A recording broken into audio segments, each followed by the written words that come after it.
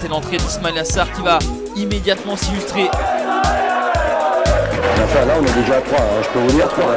Et ça m'énerve. Ça m'énerve. Le titre de champion est fêté dignement à Saint-Symphorien. Bonjour à tous et à toutes, bienvenue dans le Grenat Time. On va faire un petit débrief de ce qui s'est passé. C'était le derby du Grand Est. On l'a perdu 1-0, but de Habib Diarra, une pépite sénégalaise qui est à Strasbourg et qui a fait une très bonne saison l'année dernière et qui continue à progresser. Si on part rapidement des stats, parce qu'après il n'y a pas trop grand chose à dire, donc on va pas comme se mentir que le match était très ennuyant.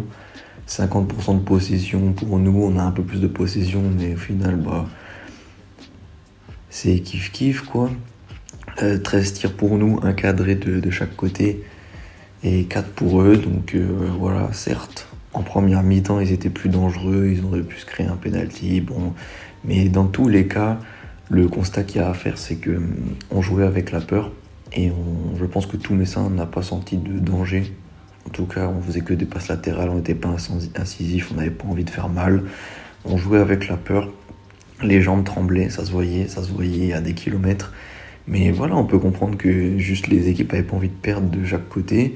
Mais du coup, avantage pour Strasbourg qui est à l'extérieur et qui n'a pas à perdre et qui n'est pas devant son public, qui a son public qui est venu à l'extérieur, qui pousse. Et avantage pour eux, forcément, puisqu'ils n'ont rien à perdre. Ils n'ont rien à perdre, s'ils ramènent le point du nul, c'est très bien. La victoire, encore mieux. Et nous, on s'est concentré sur la victoire et on a joué avec la peur. Pourtant, on avait une très bonne composition. On a mis nos joueurs, tout le monde était là, pas de soucis. Franchement, je vois même pas sur qui taper à part sur l'équipe. Mais même Laszlo Bologna a tenté un triple changement à la 60e. Rendez-vous compte quand même, un triple changement à la 60e, c'est... Je sais pas si on peut retrouver une trace comme ça d'un triple changement pour Laszlo Bologna. Il a tenté. Donc il a sorti tout le milieu, toute l'attaque. Pour nous, on a quoi ? On a peut-être un but qui serait refusé parce que le jeu allait s'arrêter de Mathieu Hudol. On n'est pas incisif. Et puis on avait quoi d'autre ? Kevin Van Den Kerkhoff qui est aussi un but qui aurait pu être refusé pour faute. Mais bon, imaginons qu'il n'y ait pas faute. Il s'infiltre et puis Malik Mbaye se précipite pour essayer de la mettre, mais il la met à côté alors qu'il est à 2 mètres des cages et centre de Kevin Van Den Kerkhoff. Incompréhension dans toute l'attaque. C'est dommage. C'est très dommage puisque ce but-là nous aurait fait beaucoup de bien, mais bon, honnêtement, même quand il s'est infiltré, je suis pas déçu parce que on n'avait pas le mental et le mindset pour mener au score, pour tout donner. C'était très maigre la prestation qu'on a donnée.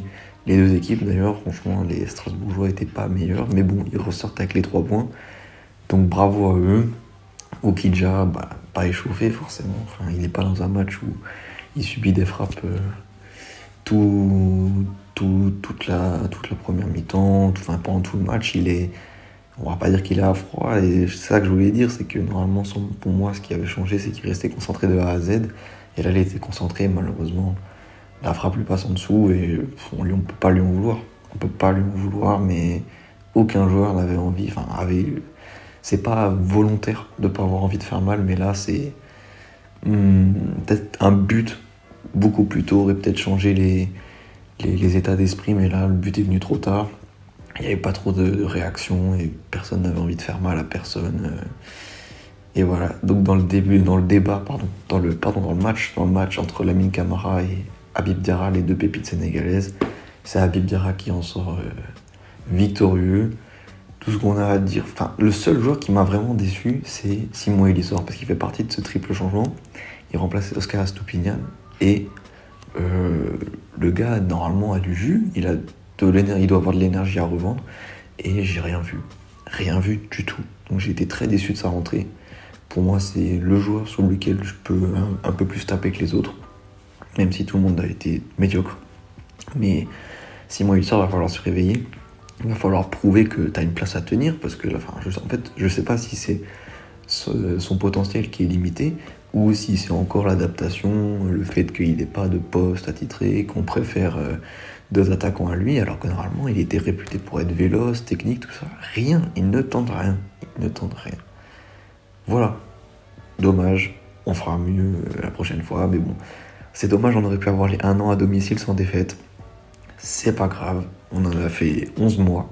Un peu moins du coup, mais rien n'est perdu. Franchement, on est toujours dans un bon début de saison. C'est dommage parce que c'était une équipe à notre portée. Voilà. Ciao les gars.